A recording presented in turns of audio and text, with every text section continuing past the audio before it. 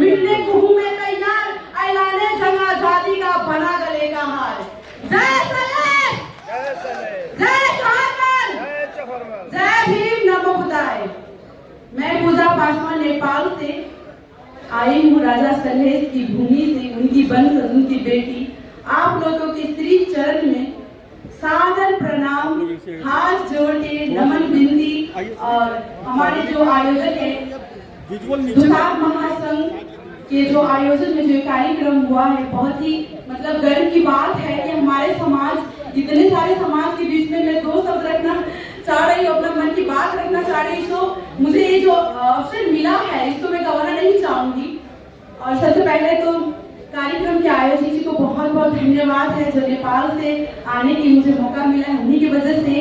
और इस कार्यक्रम के प्रमुख अतिथि, विशिष्ट अतिथि, अतिथिगण और हमारे माननीय मंत्री साहब भी है, उनको कोटि कोटि प्रणाम और नमन करती हूँ। नेपाल पासवान समाज के प्रतिनिधि के रूप में नेपाल पासवान समाज की तरफ से सबको हार्दिक हार्दिक शुभकामना, हार्दिक हार्दिक अभिनंदन व्यक्त करना चाहती हूँ।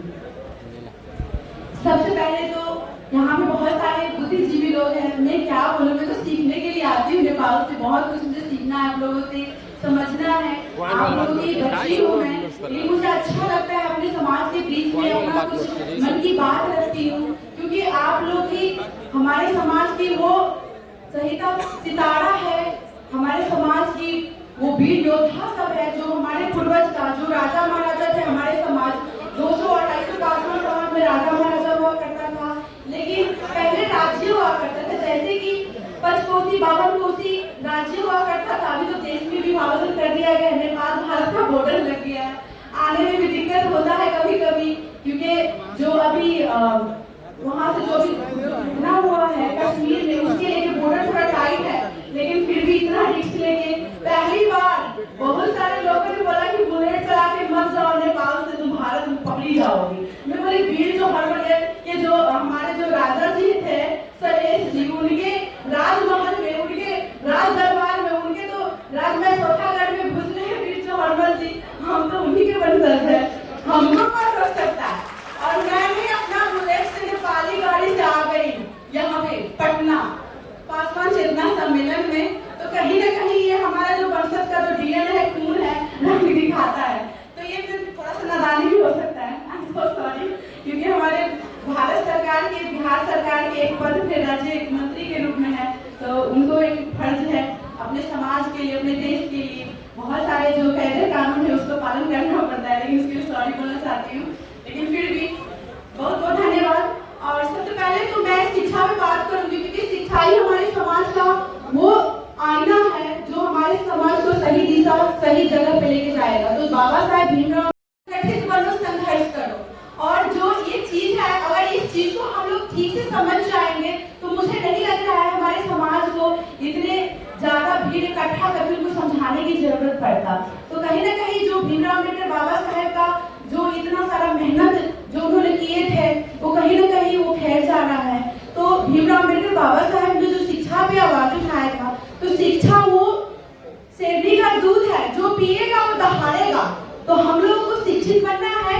और हमारे घर के जितने भी, खास करके महिलाओं, दीदी बहन को मैं रिक्वेस्ट करना चाहूंगी, जो महिला शिक्षा पे बात करते हैं हम लोग, तो कहीं ना कहीं हम लोग शादी मतलब अच्छा घर में हो जाए और कहें कि हाँ बेटी पढ़ी लिखी है, ये सोच के हम लोग शादी करवाते हैं। तो ऐसा नहीं, जो शिक्षित हो के पढ़ लिख के भी बस चूल्हा चौका तक सीमित हो जाए, ऐसा नहीं करना चाहिए। इसीलिए बेटी रोटी बनाने से लेके देश बनाने तक का काम कर सकते हैं। तो आप लोग अपनी बेटी को, अपनी बहन को शिक्षित कीजिए।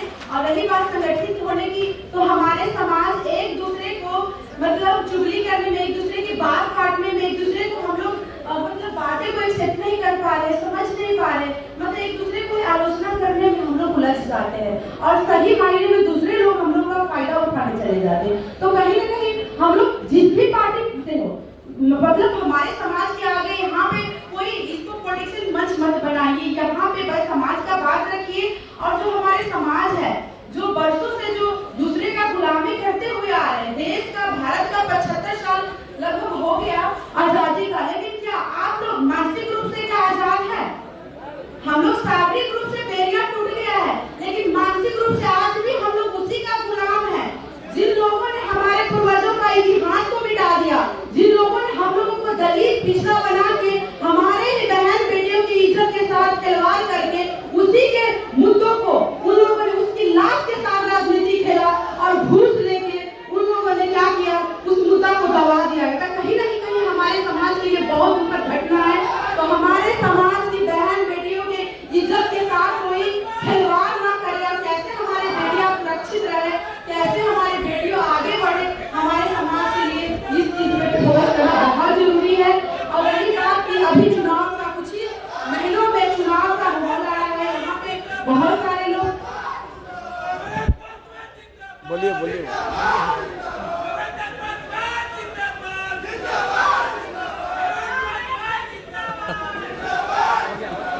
बैठिए।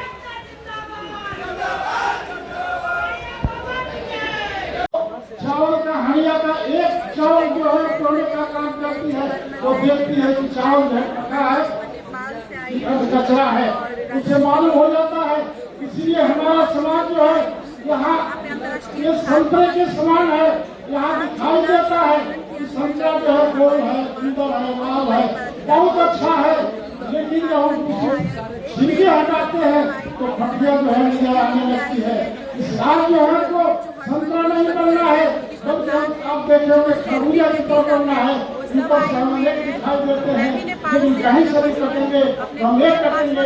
इस तरह जो है समाज को बनना है, और जिस तरह ये समाज बन जाएगा निश्चित तौर से जो है आप पहले बहुत सांसद हुआ करते थे, पहले बहुत आप यहाँ में मिनिस्टर हुआ करते थे, हम लोग भी सुनते थे, बहुत विधायक हुआ करते थे, फिर वही स्थिति आपके यहाँ जो है होने वाली है।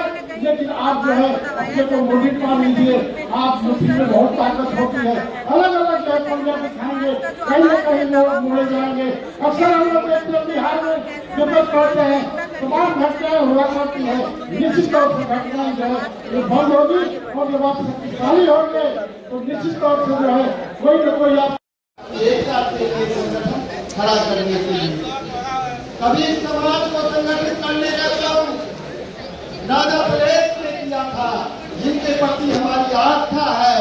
हम अक्टूबर बन किए थे, मतलब मांझी किए थे, उन्हीं के पक्षियों पर हम लोग चल रहे हैं। और सामाजिक कुरीति की तो सभी लोग चर्चा करते हैं, लेकिन हमारी जाति के अंदर जो कुरीति है, पूजा पासवान अभिनेत्री नेपाल से